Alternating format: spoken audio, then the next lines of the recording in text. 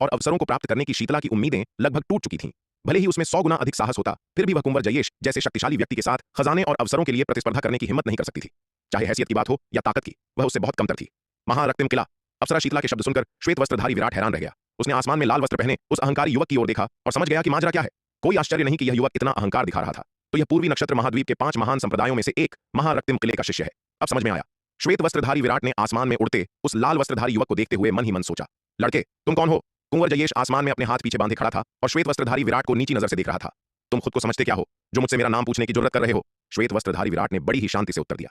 अगर इस युवक ने तमीज से उसका नाम पूछा होता तो शायद वह बता भी देता, लेकिन यह घमंड भरा रवैया, वह किस पर रौब झाड़ने की कोशिश कर रहा था। विराट ने कभी भी इस तरह के दिखावे को बर्दाश्त नहीं किया था। तो क्या हुआ अगर सामने वाले की हैसियत बहुत ऊंची थी? इससे उसे क्या फर्क पड़ता था? विराट के मन में इन तथाकथित शक्तिशाली हस्तियों के लिए कभी कोई सम्मान नहीं रहा। पूर्वी नक्षत्र महाद्वीप के 5 महान संप्रदाय निस्संदेह इस समय उसके लिए विशालकाय राक्षसों के समान थे, लेकिन उसे पूरा विश्वास था कि कुछ ही वर्षों में वह उन्हें पूरी तरह से पछाड़ देगा। अनंत अराजकता सम्राट तकनीक के स्वामी विराट की दृष्टि कभी भी पूर्वी नक्षत्र क्षेत्र या दक्षिणी स्वर्गमंडल जैसी छोटी जगहों तक सीमित नहीं रही। विराट को अच्छी तरह से पता था कि देर सबेर वह अनगिनत लोगों की यात्रा करेगा और उन लोगों के असली शक्तिशाली योद्धाओं के साथ प्रतिस्पर्धा करेगा। उसे इस बात पर कभी कोई संदेह नहीं था। विराट के ये शब्द सुनकर कुंवर जयेश का चेहरा गुस्से से लाल हो गया। इतने वर्षों में आज तक किसी ने उससे इस तरह बात करने की हिम्मत नहीं की थी। लड़के तू अपनी मौत को दावत दे रहा है? कुंवर जयेश ने विराट को घूरते हुए बर्फ जैसी ठंडी आवाज में कहा। यह मत सोच लेना कि सिर्फ इसलिए कि तूने अग्नि तत्व संप्रदाय के इन 2 योद्धाओं को हरा दिया है तू मुझसे लड़ने के लायक हो गया है। मैं लायक हूं या नहीं तुम चाहो तो आजमा कर देख सकते हो, विराट ने शांत स्वर में कहा। वह भी सच में महारक्तिम किले के शिष्यों की ताकत को परखना चाहता था। इसके अलावा उनके हाव भाव से यह साफ था कि वे इस षष्ठम विपत्ति लोक के विशेषज्ञ द्वारा छोड़े गए गुफा खंडहरों के पीछे थे। अगर वह पीछे हट भी जाता तो भी टकराव तय था। जब बात यही है तो फिर झुकने और दबने का क्या फायदा? श्वेत वस्त्रधारी विराट की बातें सुनकर कुंवर जयेश का चेहरा और भी काला पड़ गया। आखिर इस लड़के की हैसियत क्या है? यह इतना आत्मविश्वासी कैसे हो सकता है जो उसे देखकर भी बिल्कुल निडर बर्ताव कर रहा है? श्वेत वस्त्रधारी विराट के इस आत्मविश्वास से भरे रूप को देखकर कुंवर जयेश थोड़ा सतर्क हो गया। हालांकि उसने महालौह संप्रदाय के दिग्विजय और अन्य योद्धाओं के सामने बड़े आत्मविश्वास से कहा था कि विराट की पृष्ठभूमि चाहे जो भी हो, वह उस हर शख्स को मार डालेगा जो षष्ठम विपत्ति लोक के विशेषज्ञ के खजाने के लिए उससे मुकाबला करने की जरूरत करेगा। लेकिन श्वेत वस्त्रधारी विराट की असली ताकत का अंदाजा लगाए बिना वह कोई भी जल्दबाजी करने की हिम्मत नहीं कर रहा था। आखिरकार अगर श्वेत वस्त्रधारी विराट की पृष्ठभूमि सच में चौंकाने वाली निकली तो या तो उसे हमला ही नहीं करना चाहिए और अगर किया तो उसे पूरी तरह से खत्म करना होगा, वरना अगर श्वेत वस्त्रधारी विराट बच निकला तो उसे अंतहीन मुसीबतों का सामना करना पड़ेगा। कुंवर जयेश, यह लड़का शक्ति सिंधु महाद्वीप का एक गंवार है, इसमें कोई खास बात नहीं है। इसके पास जो यह चौंकाने वाली युद्ध शक्ति है उसका कारण केवल यह है कि इसे कभी कोई बहुत बड़ा अवसर हाथ लग गया था। कुंवर जयेश के चेहरे पर हिचकिचाहट देखकर लक्ष्यराज ने तुरंत कहा। वह स्वाभाविक रूप से देख सकता था कि कुंवर जयेश श्वेत वस्त्रधारी विराट पर हमला करने से झिझक रहा था, क्योंकि वह उसकी पहचान को लेकर सतर्क था। आखिरकार अगर उसे शुरू से श्वेत वस्त्रधारी विराट की पृष्ठभूमि का पता नहीं होता तो श्वेत वस्त्रधारी विराट की ऐसी भयानक युद्ध शक्ति देखकर वह भी उसकी पहचान पर उतना ही हैरान और आशंकित होता। हालांकि सप्त खड्ग अमर भवन में अपने प्रशिक्षण के दौरान लक्ष्यराज अच्छी तरह से जान गया था कि श्वेत वस्त्रधारी विराट शक्ति सिंधु महाद्वीप का एक साधारण गंवार था और कुछ नहीं। जहां तक उसके पास इतनी चौंकाने वाली युद्ध शक्ति और प्रतिभा होने का सवाल था तो ऐसा इसलिए होगा क्योंकि उसे कोई बहुत बड़ा खजाना मिल गया था, या शायद सप्त खड्ग अमर भवन के अवसर के अलावा कुछ और बेहद महत्वपूर्ण रहस्य भी थे। श्वेत वस्त्रधारी विराट द्वारा अपने साथ लाए गए अग्नि तत्व संप्रदाय के 2 चतुर्थ विपत्ति लोक के एल्डर्स को हारते देखकर वह पहले से ही सदमे में था, लेकिन अब महारक्तिम किले के कुंवर जयेश के आगमन को देखकर वह स्वाभाविक रूप से दरार पैदा करने के इस अवसर को हाथ से जाने नहीं देना चाहता था। लक्ष्यराज भी स्वाभाविक रूप से कुंवर जयेश को जानता था। सख्ती से देखा जाए तो अग्नि तत्व संप्रदाय महारक्तिम किले के अधीन काम करने वाली अधीनस्थ ताकतों में से एक माना जा सकता था। हालांकि क्योंकि अग्नि तत्व संप्रदाय बहुत कमजोर था, इसलिए महारक्तिम किले ने कभी उसे गंभीरता से नहीं लिया। क्या शक्ति सिंधु महाद्वीप का एक गंवार? लक्ष्यराज की बातें सुनकर कुंवर जयेश दंग रह गया। उसने लक्ष्यराज की ओर मुड़कर पूछा, क्या तुम पक्का कह रहे हो वह शक्ति सिंधु महाद्वीप का एक गंवार है? लक्ष्यराज की बातों पर उसे बिल्कुल यकीन नहीं हो रहा था। ऐसा स्वर्ग को चुनौती देने वाला मार्शल आर्ट्स का महारथी तो उनके महारक्तिम किले में भी कभी पैदा नहीं हुआ था, और अब लक्ष्यराज कह रहा था कि यह श्वेत वस्त्रधारी विराट महज शक्ति सिंधु महाद्वीप का एक गंवार है। शक्ति सिंधु महाद्वीप वह कैसी जगह थी? वह एक ऐसा स्थान था जिसे पूरे पूर्वी नक्षत्र क्षेत्र ने लगभग भुला दिया था, क्योंकि शक्ति सिंधु महाद्वीप बहुत ही दूर दराज का इलाका है। इसका क्षेत्रफल छोटा है और यह बेहद बंजर है। ऐसी गरीब और उजाड़ जगह किसी के ध्यान देने लायक ही नहीं है। वास्तव में पूर्वी नक्षत्र महाद्वीप के कई लोगों को तो इसके अस्तित्व के बारे में पता ही नहीं है। महारक्तिम किला पूर्वी नक्षत्र महाद्वीप के दक्षिणी भाग में स्थित है और इस क्षेत्र में पूर्वी नक्षत्र क्षेत्र के दक्षिणी नक्षत्र क्षेत्र के कई योद्धा आते रहते हैं। इसलिए महारक्तिम किले के शिष्य पूर्वी नक्षत्र क्षेत्र के दक्षिणी नक्षत्र क्षेत्र से कुछ हद तक परिचित हैं और शक्ति सिंधु महाद्वीप के अस्तित्व के बारे में जानते हैं। अगर यह पूर्वी नक्षत्र महाद्वीप का कोई और हिस्सा होता तो अधिकांश योद्धाओं ने कभी शक्ति सिंधु महाद्वीप का नाम भी नहीं सुना होता। कुंवर जयेश, मैंने जो कहा वह पूरी तरह सच है और मैं आपको जरा भी धोखा देने की हिम्मत कभी नहीं करूंगा, लक्ष्यराज ने तुरंत विश्वास दिलाते हुए कहा। और तुम्हें कैसे पता कि यह शक्ति सिंधु महाद्वीप से है?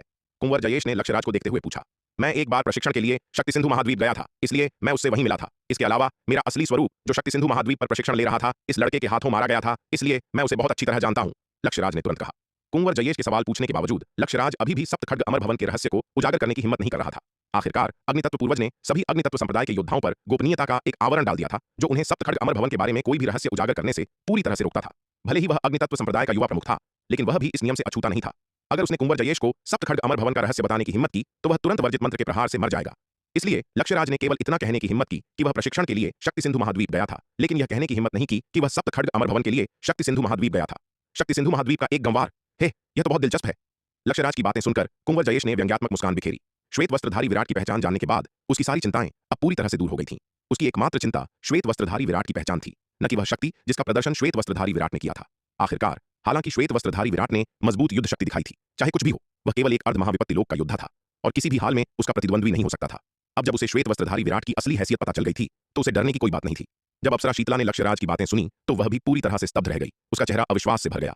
अरे अरे, जरा ठहरिए। अगर आप इस कहानी को पूरा बिना कट और दमदार आवाज में सुनना चाहते हैं, तो अभी प्ले स्टोर पर जाए, मिनी FM ऐप डाउनलोड करें और कहानी की दुनिया में खो जाए, जहां हर एपिसोड में है सस्पेंस, रोमांच और पूरा मजा। अभी डाउनलोड करें और सुनने का मजा कई गुना बढ़ा दें। यह रहस्यमयी और अप्रत्याशित कुंवर विराट वास्तव में केवल शक्ति सिंधु महाद्वीप का एक गंवार था, न कि किसी प्राचीन और शक्तिशाली बल का शिष्य जो पूर्वी नक्षत्र क्षेत्र में प्रशिक्षण के लिए आया था, जैसा कि उसने कल्पना की थी। श्वेत वस्त्रधारी विराट की असली पहचान जानने के बाद शीतला को गहरी निराशा हुई। उसने सोचा था कि उसने एक शक्तिशाली संरक्षक को पा लिया है, एक ऐसी ऊंची डाल पकड़ ली है जिस तक पहुंचना नामुमकिन था, लेकिन उसे यह जानकर धक्का लगा कि यह काल्पनिक डाल महज धूल का एक छोटा सा कण थी। पूरी यात्रा के दौरान श्वेत वस्त्रधारी विराट के प्रति अपने सम्मान, विनम्रता और चापलूसी को याद करते हुए शीतला को अपनी बेवकूफी पर हंसी आ रही थी। अपने पिछले कार्यों की मूर्खता का एहसास करते हुए शीतला को खुद के छल्ले जाने पर गहरा क्रोध महसूस हुआ। लड़के, तू शक्ति सिंधु महाद्वीप का एक नीच गंवार है और फिर भी तू मुझे उकसाने की हिम्मत कर रहा है। तेरी हिम्मत तो देख। कुंवर जयेश ने श्वेत वस्त्रधारी विराट को नीची नजरों से देखा। उसका चेहरा उपहास से भरा था। फिर वह श्वेत वस्त्रधारी विराट के पास खड़ी अप्सरा शीतला की ओर मुड़ा और पूछा, अप्सरा शीतला, क्या तुम भी इस छोकरे का साथ दोगी और मेरा विरोध करोगी? कुंवर जयेश शीतला के लिए कोई अजनबी नहीं था। शीतला पूर्वी नक्षत्र महाद्वीप के दक्षिणी भाग में, विशेष रूप से तेजस पर्वत के आसपास के महाद्वीपों में काफी प्रसिद्ध है। इसका मुख्य कारण उसकी ताकत या हैसियत नहीं है, बल्कि उसकी निर्विवाद सुंदरता है। इसके अलावा शीतला काफी चतुर है और जानती है कि अपने लाभ के लिए अपने फायदों का उपयोग कैसे करना है। अपनी चालबाजियों के माध्यम से उसकी प्रसिद्धि उसकी वास्तविक स्थिति और ताकत से कहीं अधिक हो गई है। यही कारण था कि महारत्न किले के एक प्रतिभावान शिष्य कुंवर जयेश ने भी अप्सरा शीतला का नाम सुना था। नहीं नहीं नहीं, कुंवर जयेश, आपको कोई गलतफहमी हुई है। कुंवर जयेश की बात सुनकर शीतला ने बार बार अपने हाथ हिलाए और कहा, वह और मैं बस एक साथ यात्रा कर रहे थे और हमारा एक दूसरे से कोई लेना देना नहीं है। रास्ते में केवल उसकी मीठी बातों के झांसे में आने के कारण ही मैंने उसके साथ यात्रा की थी। अगर मेरे पास 100 जन्म भी हों, तो भी मैं कुंवर जयेश का विरोध करने की हिम्मत नहीं करूंगी। यह कहने के बाद शीतला ने श्वेत वस्त्रधारी विराट की ओर मुड़कर कहा, विराट, तुम बहुत बेशर्म हो। तुमने वास्तव में पूरी यात्रा के दौरान मुझे इस तरह धोखा दिया और मेरा विश्वास तोड़ा। मैंने कभी नहीं सोचा था कि तुम इस तरह के इंसान हो। भाग्यवश आज मैंने आखिरकार तुम्हारा असली रूप देख ही लिया। तुम एक नीच और बेशर्म दुष्ट हो। मैं अप्सरा शीतला आज और अभी तुम्हारे साथ सारे संबंध तोड़ती हूं और अब मेरा तुमसे कोई लेना देना नहीं है। श्वेत वस्त्रधारी विराट की असली पहचान जानने और श्वेत वस्त्रधारी विराट व कुंवर जयेश के बीच के टकराव को देखने के बाद शीतला ने खुद को श्वेत वस्त्रधारी विराट से अलग करने में एक पल की भी झिझक नहीं दिखाई। कुछ ही क्षण पहले वह श्वेत वस्त्रधारी विराट की चापलूसी कर रही थी, लेकिन अब वह उससे किसी महामारी की तरह बच रही थी और उसने सारे रिश्ते तोड़ लिए थे।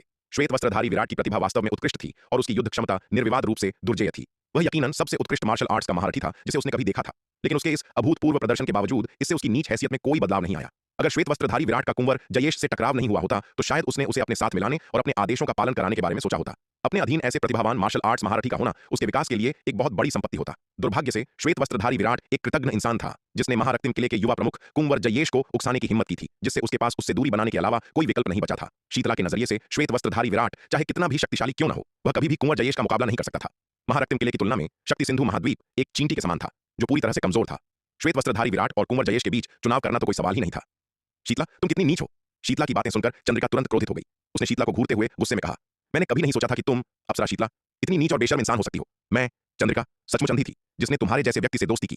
शीतला के साथ उसका पिछला विवाद शीतला के विश्वासघात से उपजा था, जिसने उसे पहले से प्रशिक्षण के विवरणों के बारे में सूचित नहीं किया था। इसलिए स्वाभाविक रूप से उसके मन में कुछ नाराजगी थी। इसके अलावा श्वेत वस्त्रधारी विराट को लेकर शीतला की प्रतिस्पर्धा ने उनके संघर्ष को और बढ़ा दिया था। फिर भी उसका शीतला के साथ केवल एक टकराव था। उसके चरित्र या आचरण के बारे में उसकी कोई बहुत बुरी राय नहीं थी, लेकिन अब आसन्न संकट का सामना करते समय और श्वेत वस्त्रधारी विराट की पहचान जानने के बाद शीतला के पूरी तरह से अलग बर्ताव को देखकर चंद्रिका ने आखिरकार शीतला का असली रंग देख लिया था। उसने कभी कल्पना भी नहीं की थी कि यह महिला इतनी नीच और बेशर्म हो सकती है। उसने पहले जो कुछ भी दिखाया था वह सिर्फ एक दिखावा था। मैं नीच और बेशर्म हूं। चंद्रिका की बातें सुनकर शीतला ने ताना मारा, चंद्रिका, तुम भी कोई कम नहीं हो। तुमने वास्तव में मुझे धोखा देने के लिए इस तरह के कचरे के साथ सहयोग किया और मैंने तुम पर इतना भरोसा किया। अब तुम में मुझे दोष देने की हिम्मत आ गई है। यह कहने के बाद वह आसमान में उड़ते कुंवर जयेश की ओर मुड़ी और सम्मानपूर्वक बोली, कुंवर जयेश, हमारे सप्त स्वर मंडप का श्वेत हिम संप्रदाय या विराट से बिल्कुल कोई संबंध नहीं है। कृपया समझने का कष्ट करें। कुंवर जयेश, हम बहुत बढ़िया।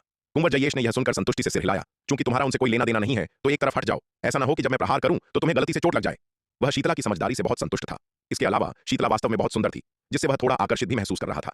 इतनी उत्तम कोटि की सुंदरी को अब भी मारना शर्म की बात होगी। अगर उसे मारना ही पड़ा तो वह अपनी हवस मिटाने के बाद ही उसे मारेगा। जी कुंवर जयेश, शीतला ने जल्दबाजी में उत्तर दिया। इसके साथ ही वह विलास, लतिका और सप्त स्वर मंडप के अन्य शिष्यों को श्वेत वस्त्रधारी विराट से दूर ले गई, मानो वह कोई प्लेग का देवता हो या कोई खूंखार जानवर। लतिका और सप्त स्वर मंडप के कुछ योद्धाओं के चेहरों पर यह देखकर मिश्रित भाव आ गए। हालांकि वे महारत्न किले से बेहद डरे हुए थे, फिर भी वे शीतला के कार्यों से सहमत नहीं थे। आखिरकार सप्त स्वर मंडप सतह पर एक धार्मिक और न्यायपूर्ण संप्रदाय था। शीतला के कार्य पूरी तरह से अनैतिक थे, यहां तक कि नीच और बेशर्म भी। उन्होंने व्यक्तिगत रूप से देखा था कि कैसे शीतला ने शुरू में श्वेत वस्त्रधारी विराट की चापलूसी की थी। अंत में श्वेत वस्त्रधारी विराट की असली पहचान का पता चलने के बाद वह कितनी जल्दी उसके खिलाफ हो गई थी। आज की घटनाओं ने शीतला के असली चरित्र को पूरी तरह से उजागर कर दिया था। उन्होंने कभी कल्पना भी नहीं की थी कि उनकी सम्मानित वरिष्ठ बहन शीतला इतनी नीच और बेशर्म इंसान होगी। इस समय लतिका और सप्त स्वर मंडप के अन्य शिष्यों के मनों में कई तरह की भावनाएं उमड़ रही थीं। केवल विलास ही खुशी से फूला नहीं समा रहा था, वह बहुत पहले से ही श्वेत वस्त्रधारी विराट से गहरी नफरत करने लगा था। पूरी यात्रा के दौरान श्वेत वस्त्रधारी विराट ने उसका कई बार अपमान किया था और वह चाहता था कि वह श्वेत वस्त्रधारी विराट के टुकड़े टुकड़े कर दे। लेकिन दुर्भाग्य से श्वेत वस्त्रधारी विराट की ताकत उससे कहीं अधिक थी। भले ही वह श्वेत वस्त्रधारी विराट से इतनी नफरत करता था, लेकिन वह उसका कुछ बिगाड़ने की हिम्मत नहीं कर सकता था। इसके बजाय उसे श्वेत वस्त्रधारी विराट के संभावित हमले के खिलाफ लगातार सतर्क रहना पड़ता था। चंद्रिका, क्या तुम श्वेत हिम संप्रदाय से हो? शीतला को श्वेत वस्त्रधारी विराट से दूरी बनाते देखने के बाद कुंवर जयेश ने चंद्रिका की ओर मुड़कर पूछा, जो श्वेत वस्त्रधारी विराट की दूसरी तरफ खड़ी थी। हूं तो क्या हुआ? कुंवर जयेश की बात सुनकर चंद्रिका ने रूखेपन से कहा, तुम श्वेत हिम संप्रदाय की एक मामूली सदस्य इस छोकरे के साथ खड़े होकर मेरा विरोध करने का इरादा रखती हो? कुंवर जयेश चंद्रिका के रवैये से थोड़ा हैरान था। उसने भौहें चढ़ाते हुए कहा, हम्फ, मैंने ही कुंवर विराट को इस प्रशिक्षण में भाग लेने के लिए आमंत्रित किया था। स्वाभाविक रूप से मैं चंद्रिका कुंवर विराट के साथ आगे बढ़ूंगी और पीछे हटूंगी। हम साथ जिएंगे और साथ मरेंगे। मैं चंद्रिका उन नीच, बेशर्म और धोखेबाज लोगों की तरह नहीं हूं जो संकट के समय किताब के पन्ने पलटने की तरह पीठ फेर लेते हैं। मैं चंद्रिका ऐसे नीच काम नहीं कर सकती। चंद्रिका ने ठंडी सांस भरते हुए कहा, तो तुम इस लड़के के साथ इस अंधेरे रास्ते पर चलने और मेरा विरोध करने पर अड़ी हो? चंद्रिका के शब्द सुनकर कुंवर जयेश की आंखें सिकुड़ गईं। उसने चंद्रिका को घूरते हुए ठंडे स्वर में कहा। उसे वास्तव में यह उम्मीद नहीं थी कि यह महिला उसकी पहचान जानने के बाद भी उसके खिलाफ खड़े होने की हिम्मत करेगी। कुंवर जयेश, ऐसा नहीं है कि हम आपका विरोध कर रहे हैं, बल्कि आप हमें निशाना बना रहे हैं। चंद्रिका ने शांति से कहा, अगर कुंवर जयेश हम पर मुश्किलें थोपने पर अड़े हैं तो हम बस यहां बैठकर अपनी मौत का इंतजार तो नहीं कर सकते। हमारे पास वापस लड़ने के अलावा कोई विकल्प नहीं होगा। हम क्या खूब कहा वापस लड़ना। कुंवर जयेश ने ताना मारा, अपनी इस तुच्छ क्षमता के साथ तुम्हें लगता है कि तुम मेरा मुकाबला कर सकती हो? भले ही हम कमजोर हैं, लेकिन हम कटने के लिए तैयार भेड़े नहीं हैं। यदि आप हमें मजबूर करते हैं तो हमारे पास मौत तक लड़ने के अलावा कोई विकल्प नहीं होगा। चंद्रिका ने ठंडे स्वर में कहा। सुश्री चंद्रिका, आपको वास्तव में ऐसा करने की कोई आवश्यकता नहीं है। चंद्रिका की बातें सुनकर श्वेत वस्त्रधारी विराट खुद को बोलने से नहीं रोक पाया। विराट को शीतला की प्रतिक्रिया पर बिल्कुल भी आश्चर्य नहीं हुआ था। उसने उस महिला पर कभी भरोसा नहीं किया था और शीतला के व्यक्तित्व को देखते हुए ऐसी हरकत बिल्कुल सामान्य थी। लेकिन चंद्रिका की प्रतिक्रिया पूरी तरह से अप्रत्याशित थी। ईमानदारी से कहूं तो चंद्रिका के साथ उसका रिश्ता पुनीत, जिग्नेश, गगन, गार्गी और अन्य लोगों के साथ उसकी दोस्ती के विपरीत बहुत गहरा नहीं था। उन्होंने सप्त खड्ग अमर भवन में जीवन और मृत्यु के अनुभव साझा किए थे और एक गहरा बंधन बनाया था। चंद्रिका एक चतुर व्यक्ति थी और उसके पास जाने का उसका शुरुआती इरादा पूरी तरह से शुद्ध नहीं था। इसलिए उसके जैसी चतुर व्यक्ति के लिए इस स्थिति में शीतला की तरह प्रतिक्रिया करना सामान्य था, न कि जिस तरह से उसने प्रतिक्रिया दी थी। चंद्रिका के इस निस्वार्थ कार्य ने विराट को थोड़ा शर्मिंदा कर दिया। आखिरकार हालांकि उसे चंद्रिका का वह उपकार याद था, ईमानदारी से कहूं तो वह वास्तव में उसे एक सच्चा दोस्त नहीं मानता था। उसके दिल में बिल्कुल शीतला की तरह वह हमेशा चंद्रिका को लेकर सतर्क रहा था। वरना जब उसने वे 137 प्रथम विपत्ति लोक के अंधकार दानव पुतले निकाले थे तो उसने केवल पुनीत, जिग्नेश, गगन और गार्गी के बारे में नहीं सोचा होता और चंद्रिका को भूल नहीं गया होता। यह तब तक नहीं था जब तक कि चंद्रिका ने व्यक्तिगत रूप से उन्हें नहीं मांगा कि उसने उनके रिश्ते के बारे में सोचते हुए बचे हुए 27 प्रथम विपत्ति लोक के अंधकार दानव पुतले उसे सौंप दिए। हालांकि उसका यह कार्य चंद्रिका द्वारा किए गए एक उपकार को चुकाने के बारे में अधिक था, न कि उसे एक दोस्त के रूप में मानने के बारे में। इसलिए चंद्रिका के आज के कार्यों ने विराट को कुछ हद तक शर्मिंदा कर दिया। कुंवर विराट, आप मुझे क्या समझते हैं? क्या आप मुझे शीतला की तरह कोई नीच और बेशर्म इंसान समझते हैं? विराट की बातें सुनकर चंद्रिका के चेहरे पर गंभीरता छा गई। उसने विराट को देखते हुए गंभीरता से कहा, हालांकि मैं चंद्रिका कोई महान इंसान नहीं हूं, फिर भी मैं नैतिकता का अर्थ जानती हूं। अगर कुंवर विराट अभी भी मुझे सम्मान की नजर से देखते हैं तो आगे और कोई फालतू बात करने की जरूरत नहीं है। ठीक है, ये मेरी गलती है। विराट के पास माफी मांगने के अलावा कोई चारा नहीं था। क्या तुम दोनों की बकवास खत्म हो गई? जब वे दोनों बातें कर रहे थे, कुंवर जयेश ने अपनी भौहें चढ़ाते हुए ठंडे चेहरे से कहा, अगर तुम्हारी बातें खत्म हो गई हैं तो चलो शुरू करते हैं। ये दोनों इतनी बेपरवाही से बोल रहे थे, उसे पूरी तरह से नजरअंदाज कर रहे थे। अभिमानी और अहंकारी कुंवर जयेश इस तरह का अपमान बर्दाश्त नहीं कर सकता था। बिना किसी हिचकिचाहट के उसने श्वेत वस्त्रधारी विराट की ओर एक जोरदार हथेली का प्रहार किया। एक बेहद भयानक शक्ति ने एक विशाल हाथ का रूप ले लिया जो विराट पर टूट पड़ा। इस भयानक शक्ति को महसूस करते हुए विराट के चेहरे के भाव थोड़े बदल गए। उसने जरा भी लापरवाही नहीं बरती। अपनी हजारों तलवारों और जादुई खजानों को नियंत्रित करते हुए उसने आसमान में आ रहे उस विशाल हाथ का सामना करने के लिए दिव्य पंख तलवार व्यूह के प्रथम स्तर का इस्तेमाल किया। बूम! अतुलनीय रूप से तीक्ष्ण तलवार के संकल्प की आने वाले विशालकाय हाथ से टक्कर हुई, जिससे एक गगनभेदी गर्जना गूंज उठी। जो भयानक बची हुई ऊर्जा थी वह सुनामी की तरह सभी दिशाओं में फैल गई। हम श्वेत वस्त्रधारी विराट एक दर्द भरी कराह नहीं रोक पाया और उसके मुंह से खून का एक फव्वारा फूट पड़ा। उसके पैरों के नीचे की जमीन दरक गई और उसके पैर गहरी मिट्टी में धंस गए। स्पष्ट रूप से अभी अभी हुए इस टकराव में श्वेत वस्त्रधारी विराट को भारी नुकसान उठाना पड़ा था। आसमान में कुंवर जयेश को देखते हुए श्वेत वस्त्रधारी विराट के चेहरे पर एक गंभीर भाव उभर आया। इतना शक्तिशाली महारक्तिम किले के शिष्य वास्तव में असाधारण है। कुंवर जयेश की ताकत अग्नितत्व संप्रदाय के उन 2 चतुर्थ विपत्ति लोक के एल्डर्स से कहीं अधिक है और जल तत्व संप्रदाय का मार्शल आर्ट्स महारथी मारुत भी कुंवर जयेश का मुकाबला नहीं कर सकता। श्वेत वस्त्रधारी विराट की वर्तमान ताकत के साथ वह अग्नितत्व संप्रदाय के 2 चतुर्थ विपत्ति लोक के एल्डर्स से थोड़ा ही मजबूत है। वह मारुत को भी नहीं हरा सकता और उसे मुश्किल से मुकाबला करने के लिए एक शक्तिवर्धक ताबीज पर निर्भर रहना पड़ता है। इससे पहले उसने जो मारुत को पीछे धकेला था वह 137 प्रथम विपत्ति लोक के अंधकार दानव पुतलों के कारण था, न कि उसकी अपनी ताकत के कारण। इसके अलावा मारुत को पीछे धकेलने के लिए उसे भारी कीमत चुकानी पड़ी थी। अब कुंवर जयेश की ताकत मारुत से भी बढ़कर है। अपनी वर्तमान ताकत के साथ यहां तक कि शक्तिवर्धक ताबीज की मदद से भी वह कुंवर जयेश के मुकाबले में कहीं नहीं टिकता है। हम इतनी मामूली ताकत के साथ तू मुझे उकसाने की जरूरत करता है? तू सच में अपनी मौत के बारे में नहीं जानता। श्वेत वस्त्रधारी विराट को अपने हथेली के प्रहार से बुरी तरह घायल होते देखकर कुंवर जयेश एक उपहासपूर्ण भाव दिखाने से खुद को रोक नहीं पाया। हालांकि जैसे ही उसने ये शब्द कहे आगे हमला करने और श्वेत वस्त्रधारी विराट की जान लेने के इरादे से उसके चेहरे के भाव तुरंत बदल गए, क्योंकि उसी क्षण एक गगनभेदी गर्जना के साथ श्वेत वस्त्रधारी विराट के शरीर से एक शक्तिशाली आभा फूट पड़ी। उसी पल श्वेत वस्त्रधारी विराट ने वास्तव में महाविपत्ति लोक में प्रवेश कर लिया था, और जिस क्षण उसने महाविपत्ति लोक में प्रवेश किया, आसमान में अनगिनत काले बादल तेजी से इकट्ठा होने और उठने लगे। ये अविश्वसनीय रूप से घने काले बादल तेजी से घूमने लगे और अंततः असीम स्वर्गीय शक्ति ले जाने वाले एक विपत्ति के बादल का रूप ले लिया। उस विपत्ति के बादल के भीतर लगातार बैंगनी बिजली की लपटें फूट रही थीं। यह देखकर कुंवर जयेश के चेहरे के भाव बेहद गंभीर हो गए। उसे सच में यह उम्मीद नहीं थी कि श्वेत वस्त्रधारी विराट इतना दुस्साहसी होगा जो ठीक उसकी आंखों के सामने महाविपत्ति लोक में प्रवेश करने की हिम्मत करेगा। महाविपत्ति लोक में प्रवेश करना एक मार्शल आर्टिस्ट के लिए एक बेहद महत्वपूर्ण घटना थी। आखिरकार कोई भी ऐसी भयानक स्वर्गीय विपत्तियों के सामने लापरवाह होने की हिम्मत नहीं करता था। कोई भी योद्धा जो महाविपत्ति लोक में प्रवेश करना चाहता था, उसे पूरी तरह से तैयार होना पड़ता था, और ऐसा करने की हिम्मत करने से पहले अपनी सर्वोत्तम स्थिति में होना पड़ता था। ऐसे बहुत कम लोग थे जो इतनी जल्दबाजी में महाविपत्ति लोक में प्रवेश करने की हिम्मत करते थे। श्वेत वस्त्रधारी विराट के सीधे महाविपत्ति लोक में प्रवेश करने से न केवल कुंवर जयेश के चेहरे के भाव बेहद गंभीर हो गए, बल्कि चंद्रिका, पुनीत, जिग्नेश, गगन और गार्गी भी श्वेत वस्त्रधारी विराट के कार्यों से समान रूप से स्तब्ध रह गए। हालांकि वे जानते थे कि श्वेत वस्त्रधारी विराट अविश्वसनीय रूप से मजबूत था और उसके पास अद्वितीय प्रतिभा थी, फिर भी उनमें से किसी ने भी उम्मीद नहीं की थी कि वह महाविपत्ति लोक में प्रवेश करने के लिए इस क्षण को चुनेगा। जयेश, क्या तुम मुझे मारना नहीं चाहते थे? तो आओ। श्वेत वस्त्रधारी विराट ने आसमान में कुंवर जयेश की ओर देखा, जिसका चेहरा अविश्वसनीय रूप से गंभीर था, और ठंडी मुस्कान के साथ बोला। जब उसे एहसास हुआ कि वह कुंवर जयेश का मुकाबला नहीं कर सकता, तो श्वेत वस्त्रधारी विराट ने सीमा को पार करने में संकोच नहीं किया। अगर वह अपने सभी तुर्क के पत्तों का इस्तेमाल करता है तो शायद वह कुंवर जयेश से लड़ सकता है, लेकिन वह चंद्रिका, पुनीत, जिग्नेश, गगन और गार्गी की सुरक्षा की गारंटी नहीं दे सकता था। आखिरकार कुंवर जयेश अकेला नहीं था। उसके बगल में दिग्विजय, चक्रधर और महालौह संप्रदाय के अन्य योद्धाओं का एक समूह था। ये महालौह संप्रदाय के योद्धा बेहद शक्तिशाली थे। चंद्रिका और श्वेतहिम संप्रदाय के अन्य योद्धा उनके लिए कोई चुनौती नहीं थे। यहाँ तक कि 137 प्रथम विपत्ति लोक के अंधकार दानव पुत्रों के साथ भी, जो उसने पुनीत, जिग्नेश, गगन और गार्गी को दिए थे, वे शायद दिग्विजय और अन्य महालौह संप्रदाय के योद्धाओं के हमलों का सामना कर सकते थे। हालांकि वहां मौजूद जो लोग उससे नफरत करते थे, वे केवल महालौह संप्रदाय के योद्धा नहीं थे। वहां लक्ष्यराज सहित अग्नितत्व संप्रदाय के योद्धा भी थे, जो उसकी जान के प्यासे थे। जब कुंवर जयेश ने उस पर हमला किया, तो लक्ष्यराज और अग्नितत्व संप्रदाय के अन्य योद्धा निश्चित रूप से प्रहार करने का यह मौका हाथ से जाने नहीं देंगे। इसके अलावा शीतला और सप्तस्वर मंडप के अन्य योद्धा भी एक महत्वपूर्ण क्षण में उसके खिलाफ हो सकते थे। इतने सारे दुश्मनों का सामना करते हुए श्वेत वस्त्रधारी विराट जरा भी लापरवाही बरतने की हिम्मत नहीं कर सकता था। वह पहले ही अर्ध महाविपत्ति लोक की सीमा तक साधना कर चुका था और महाविपत्ति लोक में आगे बढ़ने के लिए किसी भी समय बाधा को तोड़ सकता था। मूल रूप से विराट ने तेजस पर्वत के इस प्रशिक्षण के बाद सीमा पार करने के लिए इस निर्मल अवतार के साथ शक्ति सिंधु महाद्वीप लौटने की योजना बनाई थी। लेकिन अब इस बड़े संकट के मंडराते हुए विराट और इंतजार नहीं कर सकता था। छोटे दरिंदे, क्या तुझे लगता है कि मैं तेरा कुछ नहीं बिगाड़ सकता सिर्फ इसलिए कि तूने महाविपत्ति लोक में प्रवेश कर लिया है? कुंवर जयेश ने श्वेत वस्त्रधारी विराट की ओर देखा। उसका चेहरा अविश्वसनीय रूप से भयानक था। ओह, मैं भी देखना चाहता हूं कि तेरी आस्तीन में और क्या चालें हैं, श्वेत वस्त्रधारी विराट ने दिलचस्पी के साथ कहा। महाविपत्ति लोक में प्रवेश करने के बाद विराट बिल्कुल भी चिंतित नहीं था। उसे विश्वास नहीं था कि कुंवर जयेश उसकी इस सफलता के दौरान उस पर हमला करने की हिम्मत करेगा। अगर कुंवर जयेश ने ऐसा करने की हिम्मत की, तो इसे ईश्वरीय विपत्ति द्वारा एक उकसावे के रूप में देखा जाएगा और इस तरह उसे आकाशीय बिजली से दंडित किया जाएगा। ईश्वरीय विपत्ति की आकाशीय बिजली का दंड कोई ऐसी चीज नहीं थी जिसे एक साधारण व्यक्ति सहन कर सके। विराट को नहीं लगा कि कुंवर जयेश इतना बड़ा जोखिम उठाने की हिम्मत करेगा। मैं अभी तेरा कुछ नहीं बिगाड़ सकता, लेकिन मैं पहले इन्हें तो मार ही सकता हूं, कुंवर जयेश ने चंद्रिका और अन्य लोगों की ओर मुड़कर ठंडे स्वर में कहा। यह कहते हुए वह तेजी से आगे बढ़ा और चंद्रिका की ओर लपका। चंद्रिका ने सबके सामने उसकी अवहेलना करने की हिम्मत की थी। वह उसे जिंदा कैसे छोड़ सकता था? इसलिए कुंवर जयेश का पहला लक्ष्य चंद्रिका थी। कुंवर जयेश की इस चाल को देखते हुए श्वेत वस्त्रधारी विराट को पहले से ही इसका अंदाजा था। जिस क्षण कुंवर जयेश आगे बढ़ा, श्वेत वस्त्रधारी विराट भी उसी क्षण आगे बढ़ गया। वह तेजी से आगे बढ़ा, तुरंत चंद्रिका के सामने आकर खड़ा हो गया और कुंवर जयेश की ओर एक मुक्का जड़ दिया। महाविपत्ति लोक में प्रवेश करने के बाद श्वेत वस्त्रधारी विराट की ताकत तुरंत 10 गुना से अधिक बढ़ गई।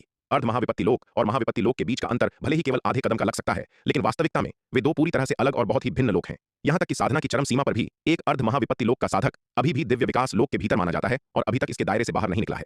हालांकि एक बार जब कोई उस सीमा को पार कर लेता है और औपचारिक रूप से महाविपत्ति लोक में प्रवेश कर लेता है, तो परिदृश्य पूरी तरह से बदल जाता है। इस सफलता के बाद श्वेत वस्त्रधारी विराट के शरीर के भीतर की दुनिया लगातार और तेजी से बदल रही थी और उसकी ताकत लगातार बढ़ती जा रही थी। महाविपत्ति लोक में प्रवेश करने से पहले श्वेत वस्त्रधारी विराट और कुंवर जयेश की ताकत के बीच एक बहुत बड़ी खाई थी। हालांकि महाविपत्ति लोक में प्रवेश करने के बाद यह खाई बहुत कम हो गई थी। श्वेत वस्त्रधारी विराट की हरकतों को देखकर कुंवर जयेश के चेहरे के भाव पूरी तरह से बदल गए। उसने श्वेत वस्त्रधारी विराट के हमले का सामना करने की बिल्कुल भी हिम्मत नहीं की और तेजी से पीछे हट गया। ऐसा नहीं था कि वह वर्तमान श्वेत वस्त्रधारी विराट से डरता था, बल्कि इसलिए क्योंकि अगर वह श्वेत वस्त्रधारी विराट के ईश्वरीय विपत्ति को पूरा करने से पहले उसके साथ भिड़ जाता, तो ईश्वरीय विपत्ति उसे विपत्ति में हस्तक्षेप करने वाला मान सकती थी, जिससे उसे ईश्वरीय दंड भुगतना पड़ सकता था।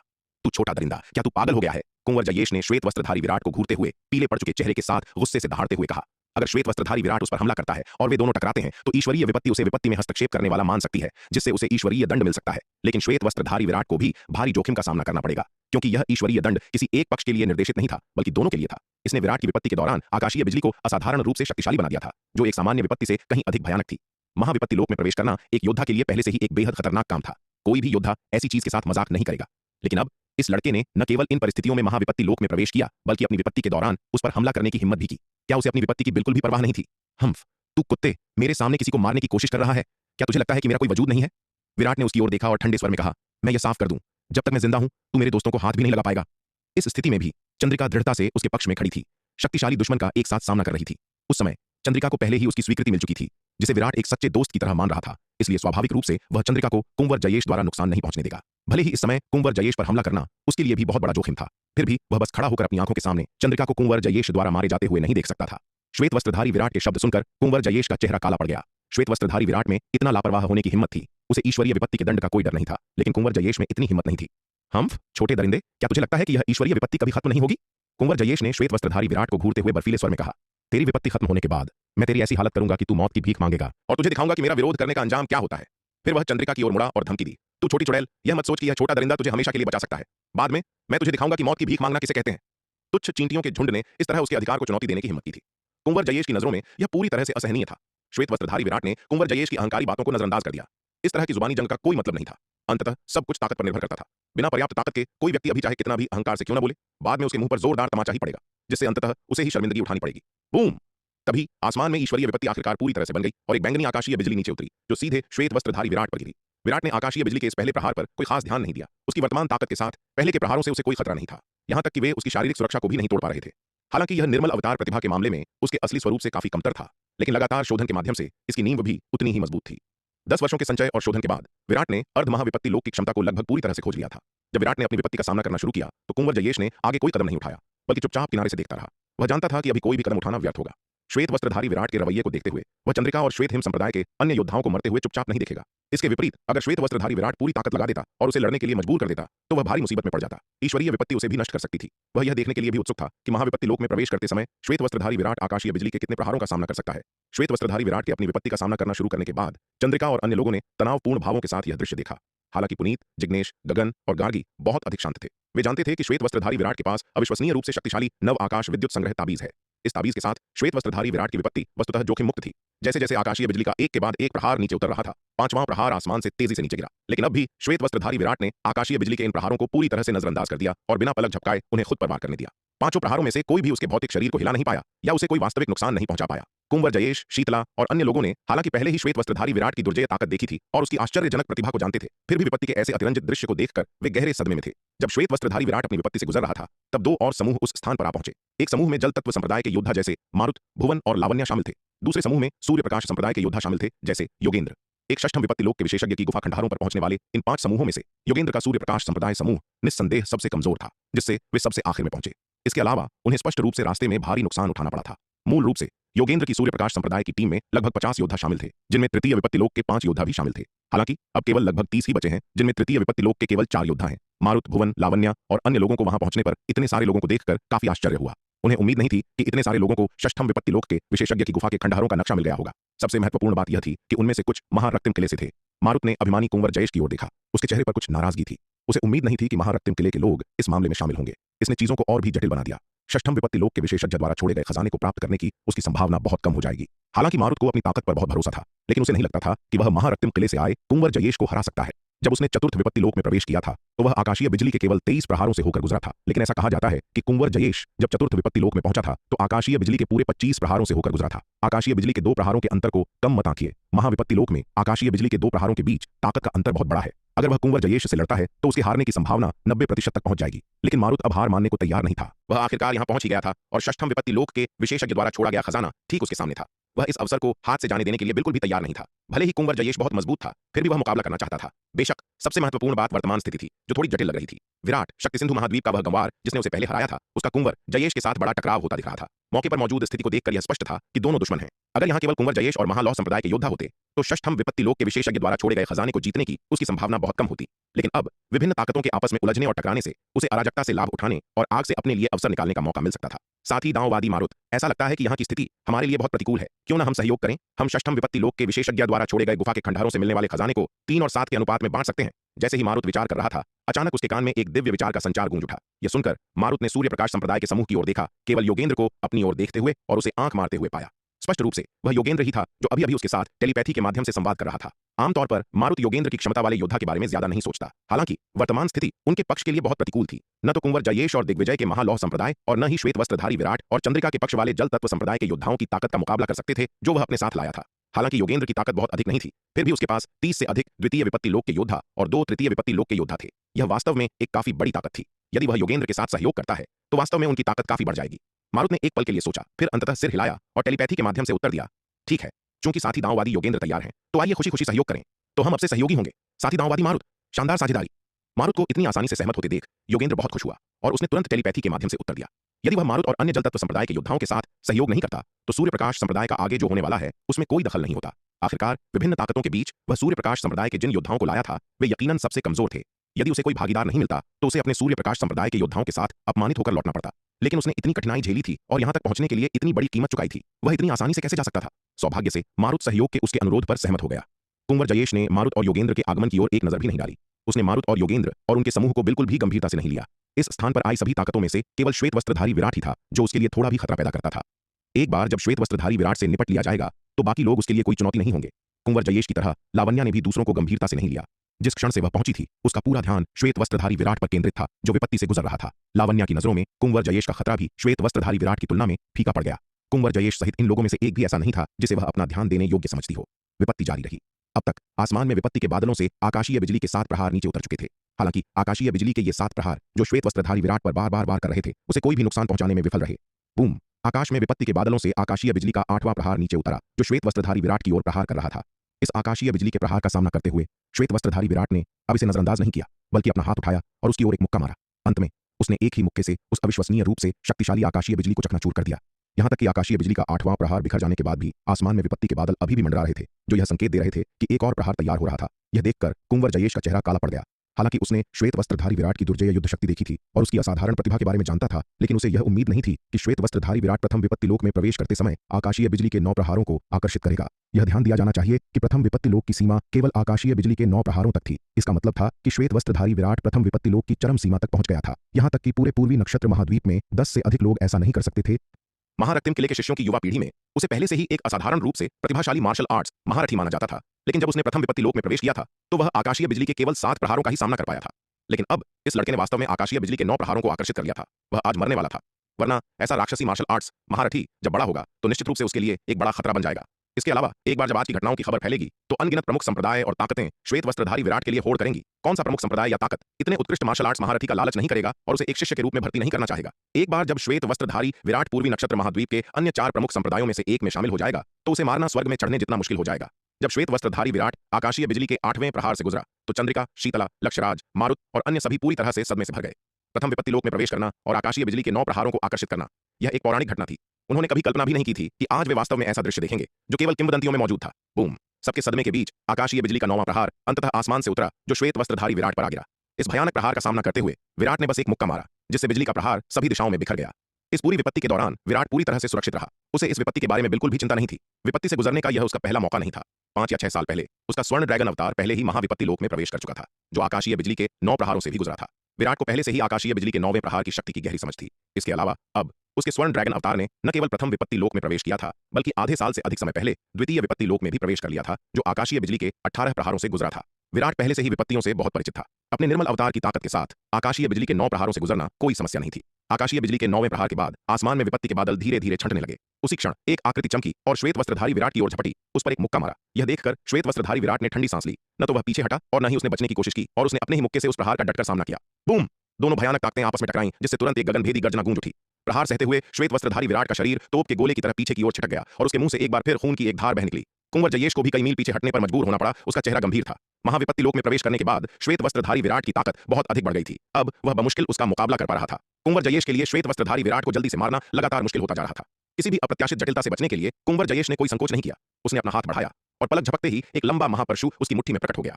इस महापरशु से एक अविश्वसनीय रूप से शक्तिशाली आभा निकल रही थी। स्पष्ट रूप से यह एक पंचम विपत्ति दिव्य अस्त्र था। यह देखकर श्वेत वस्त्रधारी विराट के चेहरे के भाव हल्के से बदल गए। हालांकि उसने महाविपत्ति लोक में प्रवेश कर लिया था, फिर भी उसके और कुंवर जयेश की ताकत के बीच एक बहुत बड़ा अंतर था।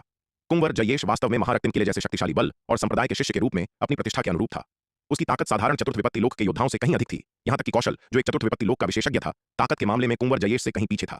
अगर उसके पास पर्याप्त लंबी तलवारें और जादुई खजाने होते तो शायद वह कुंवर जयेश से लड़ सकता था अगर उसने दिव्य पंख तलवार व्यूह के दूसरे स्तर का इस्तेमाल किया होता। दुर्भाग्य से उस समय उसके पास पर्याप्त पैसे नहीं थे। केवल दिव्य पंख तलवार व्यूह के लिए आवश्यक लंबी तलवारों और जादुई कलाकृतियों के 2 सेट खरीदने के लिए पर्याप्त थे। एक उसके मुख्य शरीर के लिए और दूसरा उसके स्वर्ण ड्रैगन अवतार के लिए। उसका निर्मल अवतार उस समय अपनी कम ताकत के कारण अभी तक दिव्य पंख तलवार व्यूह के दूसरे स्तर को उजागर नहीं कर सकता था, इसलिए उसके पास दूसरे स्तर को करने के लिए पर्याप्त लंबी तलवारें और जादुई कलाकृतियां नहीं थीं। उसकी ताकत पहले से ही कुंवर जयेश से कम थी और अब कुंवर जयेश ने एक पंचम विपत्ति दिव्य अस्त्र, एक महापरशु भी निकाल लिया था, जिससे उसे ताकत और कलाकृति स्तर दोनों में काफी बढ़त मिल गई थी।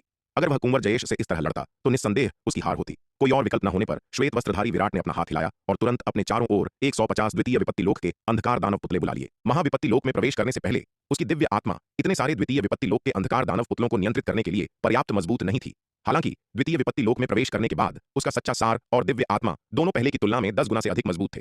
इससे उसके पास वर्तमान में नियंत्रित करने के लिए कुल 150 द्वितीय विपत्ति लोक के अंधकार दानव पुतले आ गए थे। अंधकार दानव वंश। जब कुंवर जयेश ने श्वेत वस्त्रधारी विराट को इन 150 द्वितीय विपत्ति लोक के अंधकार दानव पुतलों को निकालते हुए देखा तो वह अवाक रह गया।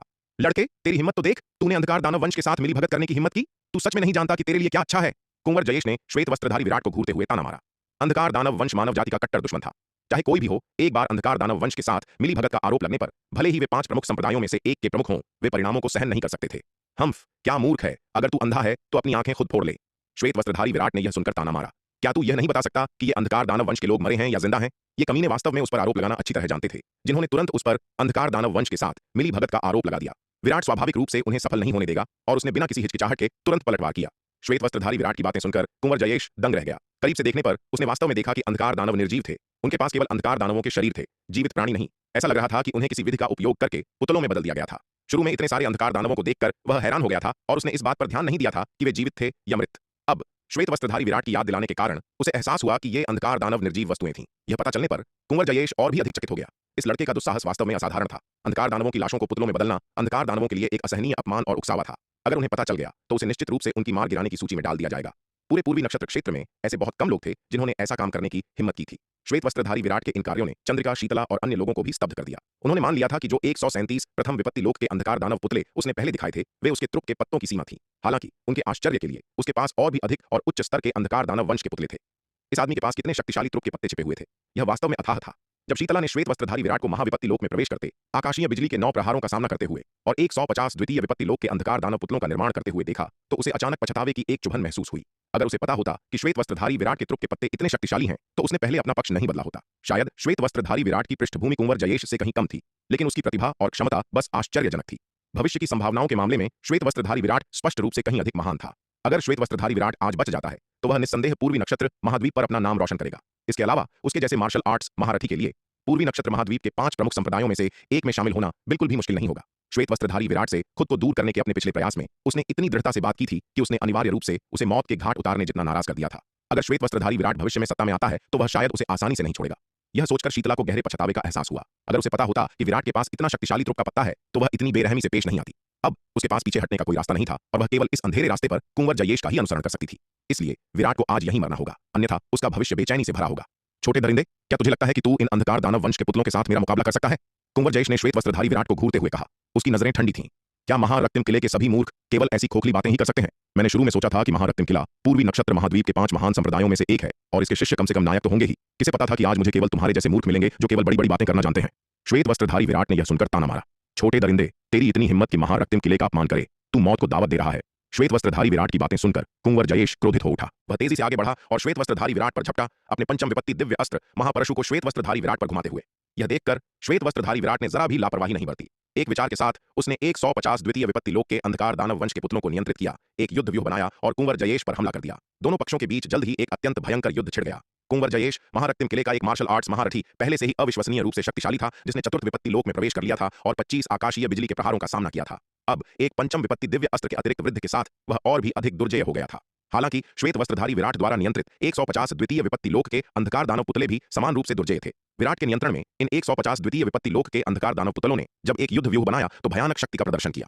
एक भयंकर युद्ध के बाद कुंवर जयेश ने खुद को नुकसान में पाया। विराट द्वारा नियंत्रित 150 द्वितीय विपत्ति लोक के अंधकार दानव पुतलों द्वारा लगातार उस पर हमला किया जा रहा था। जैसे जैसे युद्ध जारी रहा, कुंवर जयेश के चेहरे के भाव और भी अधिक गंभीर होते गए। उसे वास्तव में यह उम्मीद नहीं थी कि ये 150 द्वितीय विपत्ति लोक के अंधकार दानव पुतले विराट के हाथों में इतनी भयानक शक्ति छोड़ सकते हैं। कुछ देर लड़ने के बाद कुंवर जयेश ने यह देखकर कि उसे कोई फायदा नहीं हो रहा है, तुरंत दिग्विजय और अन्य लोगों को चिल्लाकर कहा, दिग्विजय जल्दी करो और श्वेत हिम संप्रदाय के सभी लोगों को मार डालो। जी कुंवर जयेश, दिग्विजय ने जल्दबाजी में उत्तर दिया। जब उसने श्वेत वस्त्रधारी विराट को द्वितीय विपत्ति लोक के 150 अंधकार दानव वंश के पुतलों को निकालते हुए देखा तो दिग्विजय की रीढ़ की हड्डी में सिहरन दौड़ गई और मन में खौफ छा गया। सौभाग्य से जब वह पहली बार श्वेत वस्त्रधारी विराट से मिला था तो उसने समझदारी दिखाई थी और समय रहते पीछे हट गया था, बजाय इसके कि वह उसके साथ मौत की लड़ाई लड़ता रहे। अन्यथा अगर उसने श्वेत वस्त्रधारी विराट को बहुत दूर धकेल दिया होता और उसे ऐसे त्रुक के पत्ते का इस्तेमाल करने के लिए मजबूर कर दिया होता तो वह और महालौह संप्रदाय के अन्य योद्धा शायद पहले ही तेजस पर्वत के जंगलों में मारे जा चुके होते और अब जिंदा नहीं होते। यह वास्तव में अकल्पनीय था कि एकमात्र अर्ध महाविपत्ति लोक की चींटी के पास इतने सारे त्रुक के पत्ते होंगे। इतनी बड़ी पारिवारिक संपत्ति कुछ ऐसी थी जिसकी बराबरी शायद महारक्तिम किले का कुंवर जयेश भी न कर पाए। दिग्विजय मूल रूप से केवल पीछे बैठकर दोनों को लड़ते हुए देखना चाहता था, इस उम्मीद में कि कुंवर जयेश और श्वेत वस्त्रधारी विराट दोनों गंभीर रूप से कमजोर हो जाएंगे ताकि वह इसका फायदा उठा सके। लेकिन अब कुंवर जयेश ने उसे आदेश दे दिया था और वह खुलेआम कुंवर जयेश की इच्छा की अवहेलना करने की हिम्मत नहीं कर सकता था। उसके पास महालौह संप्रदाय के योद्धाओं के एक समूह को चंद्रिका, पुनीत और श्वेत हिम संप्रदाय के अन्य योद्धाओं की ओर ले जाने के अलावा कोई विकल्प नहीं था। पंक्तियां बनाओ और युद्ध के लिए तैयार हो जाओ। यह देखकर चंद्रिका तुरंत चिल्लाई। चंद्रिका के आदेश पर पुनीत, जिग्नेश, गगन, गार्गी, सारिका और अन्य लोगों ने श्वेत वस्त्रधारी विराट द्वारा दिए गए प्रथम विपत्ति लोक के अंधकार दानव वंश के पुतलों को तेजी से बाहर निकाला और तेजी से युद्ध के लिए तैयार होकर एक युद्ध व्यूह बनाया। उनके लिए अपनी ताकत से दिग्विजय और महालौह संप्रदाय के अन्य योद्धाओं का मुकाबला करना असंभव था। हालांकि श्वेत वस्त्रधारी विराट द्वारा दिए गए 100 से अधिक प्रथम विपत्ति लोक के अंधकार दानव वंश के पुतलों ने उनकी ताकत काफी बढ़ा दी, जिससे उन्हें दिग्विजय और महालौह संप्रदाय के अन्य मार्शल आर्टिस्ट्स का मुकाबला करने की शक्ति मिली। जब उन्होंने पुनीत, जिग्नेश, गगन, गार्गी, सारिका और अन्य लोगों को भी 100 से अधिक प्रथम विपत्ति लोक के अंधकार दानव वंश के पुतलों को निकालते हुए देखा तो कुंवर जयेश और दिग्विजय एक बार फिर चकित रह गए। वे समझ नहीं पा रहे थे कि श्वेत वस्त्रधारी विराट और श्वेत हिम संप्रदाय के मार्शल आर्टिस्ट्स को इतने सारे प्रथम विपत्ति लोक के अंधकार दानव वंश के पुतले कहां से मिल गए। हालांकि पूर्वी नक्षत्र क्षेत्र और अंधकार दानव वंश अक्सर आपस में भिड़ते रहते थे। युद्ध के मैदान में मरने वाले अंधकार दानव वंश के सदस्यों की लाशों को आमतौर पर अंधकार दानव वंश द्वारा वापस ले जाया जाता था और शायद ही कभी वे मनुष्यों के हाथ लगते थे, और इतने सारे अंधकार दानव वंश की लाशों से पुतले बनाना तो दूर की बात थी। यह झात होना चाहिए कि अंधकार दानव वंश की इतनी सारी लाशों को पुतलों में बदलना कोई आसान काम नहीं था और इसके लिए भारी कीमत चुकानी पड़ती थी। इसके अलावा इसके लिए पुतली कला में माहिर एक कठपुतली बनाने वाले की आवश्यकता होती है, जिसे एक पुतला बनाने में काफी ऊर्जा और समय खर्च करना पड़ता है। इसलिए पुतले आमतौर पर बहुत महंगे होते हैं, विशेष रूप से शक्तिशाली वाले, जो अक्सर उसी श्रेणी की जादुई कलाकृतियों की तुलना में कहीं अधिक महंगे होते हैं।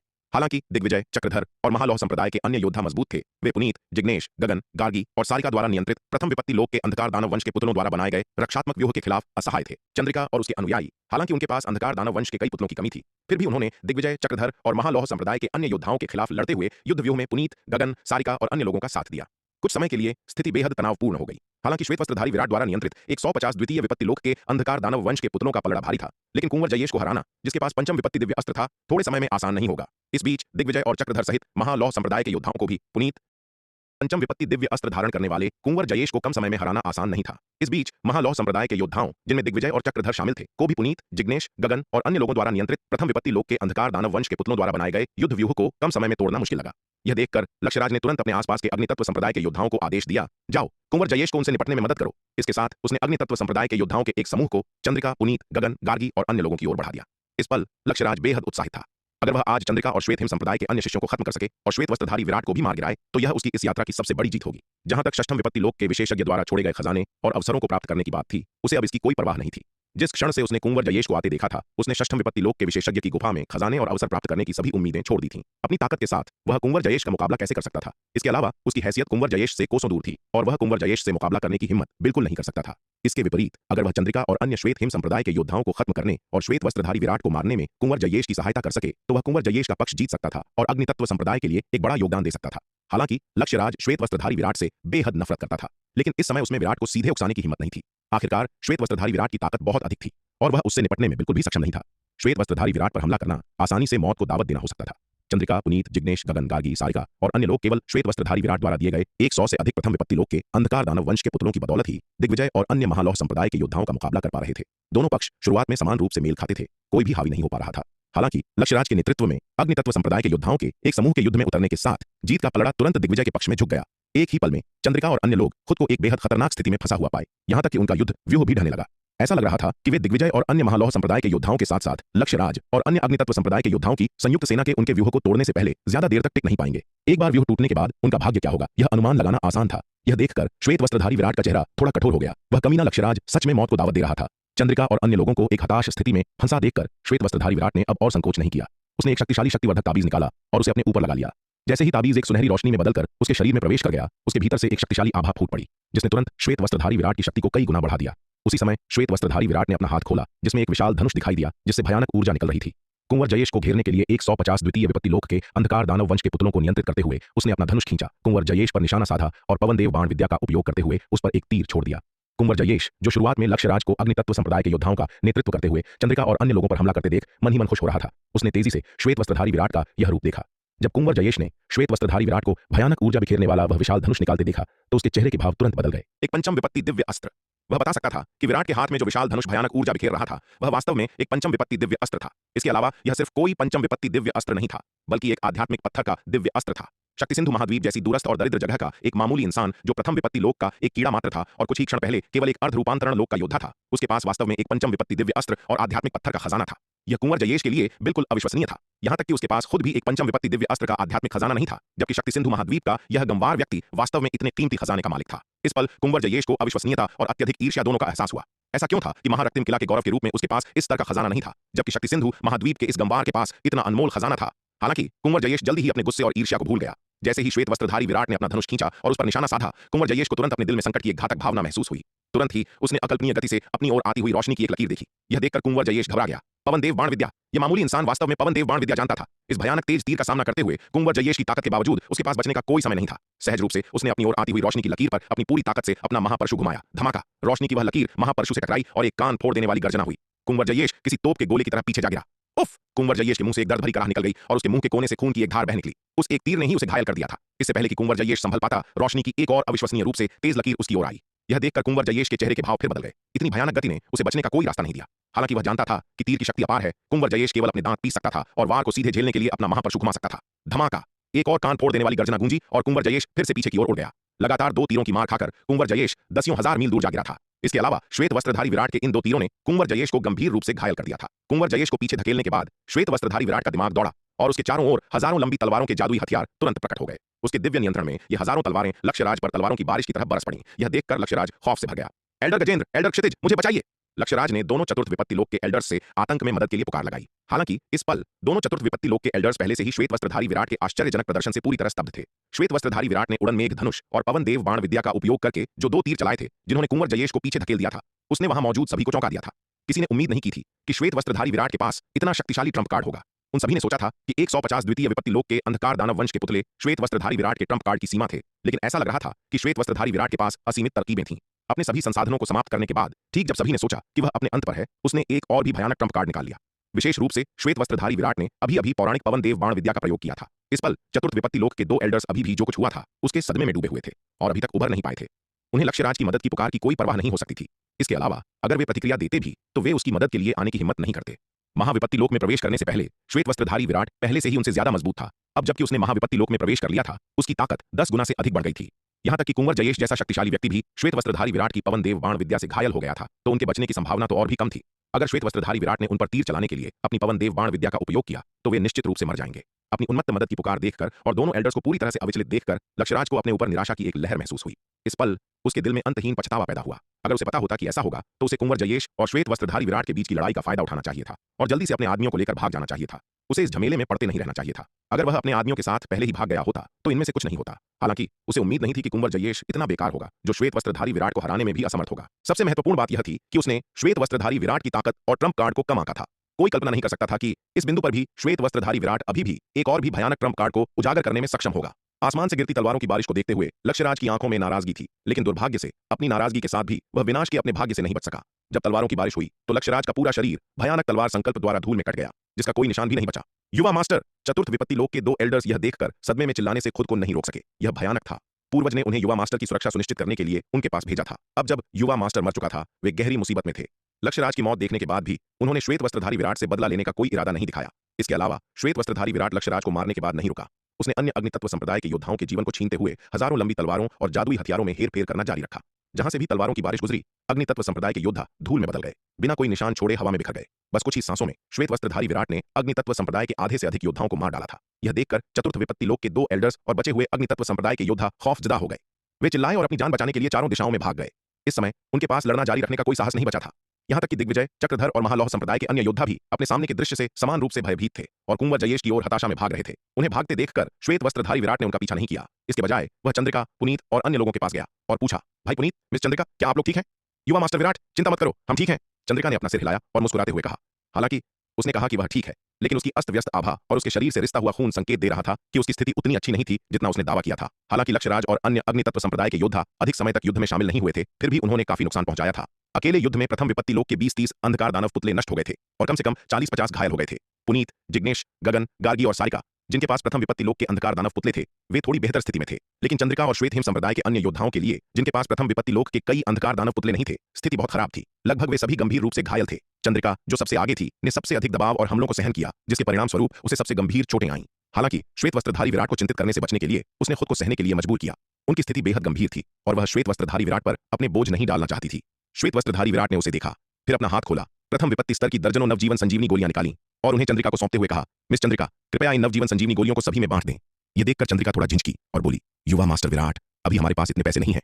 हालांकि श्वेत वस्त्रधारी विराट ने उन्हें नवजीवन संजीवनी गोलियों के लिए जो कीमत बेची थी, वह उस कीमत से आधी थी जिस पर उसने अप्सरा शीतला और सप्त स्वर मंडप के अन्य योद्धाओं को बेचा था। फिर भी यह प्रति गोली 5 करोड़ जन्मजात आध्यात्मिक पत्थर की बैठती थी। रास्ते में उनमें से प्रत्येक ने श्वेत वस्त्रधारी विराट से काफी नवजीवन संजीवनी गोलियां खरीदी थीं और अब उनके पास बहुत कम पैसे बचे थे। कुछ योद्धाओं ने तो इन नवजीवन संजीवनी गोलियों को खरीदने के लिए अपनी जेबें भी खाली कर दी थीं। यहां तक कि चंद्रिका, जो काफी अमीर थी, उसके अधिकांश आध्यात्मिक पत्थर श्वेत वस्त्रधारी विराट की जेब में चले गए थे। अब विराट ने जितनी नवजीवन संजीवनी गोलियां निकाली थीं, उसकी बिक्री मूल्य के अनुसार उनका मूल्य कम से कम कई अरब जन्मजात आध्यात्मिक पत्थरों के बराबर था। चंद्रिका बस इतना वहन नहीं कर सकती थी। क्योंकि अभी आपके पास नहीं है तो आप अभी के लिए मेरे कर्जदार हो सकते हैं, जब आपके पास पैसे हो तो आप मुझे चुका सकते हैं। चंद्रिका की बात सुनकर श्वेत वस्त्रधारी विराट ने बोलने से पहले एक पल के लिए संकोच किया। यह सुनकर चंद्रिका के चेहरे के भाव थोड़े सख्त हो गए। उसने सोचा था कि उसकी बात सुनने के बाद विराट उन्हें बस मुफ्त में नवजीवन संजीवनी गोलियां दे देगा, लेकिन उसे उम्मीद नहीं थी कि अब भी विराट हिसाब रखने के बारे में सोच रहा था। यह इंसान सच में एक नंबर का लालची था। ठीक है, अंततः चंद्रिका ने श्वेत वस्त्रधारी विराट की हथेली के ऊपर तैरती हुई दर्जनों नवजीवन संजीवनी गोलियां ले लीं। फिर उसने इन गोलियों को श्वेत हिम संप्रदाय के प्रत्येक योद्धा को बांट दिया। गोलियां लेने के बाद सभी की चोटें तेजी से ठीक होने लगीं। केवल 10 सांसों से भी कम समय में सभी की चोटें पूरी तरह से ठीक हो गईं। यहां तक कि चंद्रिका, जिसकी चोटें अधिक गंभीर थीं, एक कप चाय पीने के समय में पूरी तरह से ठीक हो गई। इस दौरान श्वेत वस्त्रधारी विराट ने भी कुछ नवजीवन संजीवनी गोलियां और पुनः शक्ति गोलियां लीं। हालांकि विराट की स्थिति चंद्रिका और अन्य लोगों की तुलना में बहुत अधिक गंभीर थी और उसके लिए पूरी तरह से ठीक होना आसान नहीं था। महाविपत्ति लोक में प्रवेश करने के बाद हालांकि उसकी शक्ति में उल्लेखनीय वृद्धि हुई, एक साथ 150 द्वितीय विपत्ति लोक के अंधकार दानव वंश के पुतलों को नियंत्रित करना उसकी सीमा थी। ऐसी परिस्थितियों में पंचम विपत्ति दिव्य अस्त्र उड़न मेघ धनुष का जबरन उपयोग करने और पवन देव बाण विद्या जैसे शक्तिशाली हमलों को अंजाम देने से उस पर अत्यधिक दबाव पड़ा। भले ही उसने इन शक्तिशाली हमलों को अंजाम देने से पहले अपनी ताकत बढ़ाने के लिए एक शक्तिवर्धक ताबीज का उपयोग किया, फिर भी इससे उसे काफी नुकसान हुआ।